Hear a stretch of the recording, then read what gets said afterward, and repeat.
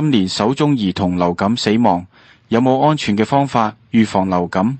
預防流感病毒嘅健康食品。一位13歲嘅學生感染咗流感後死咗，呢個說明流感唔只係流鼻水而可以致命。市民可以趕快打流感針，促使免疫系統製造抗體，及出入公眾地方嘅時候預防地戴口罩。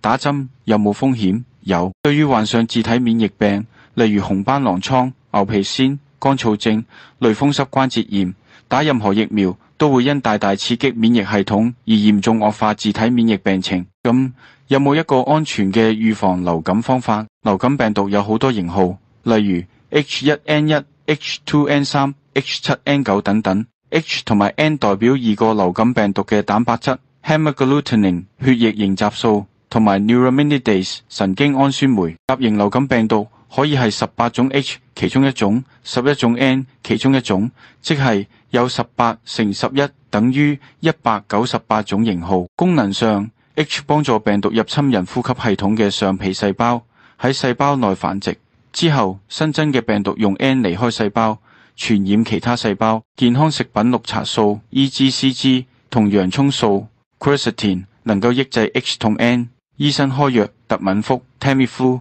正抑制 N。康和保健有一個綠茶素、洋蔥素複方，幫助預防流感。順便一提，呢個複方亦可以預防肌孔肯亞 Chikungunya。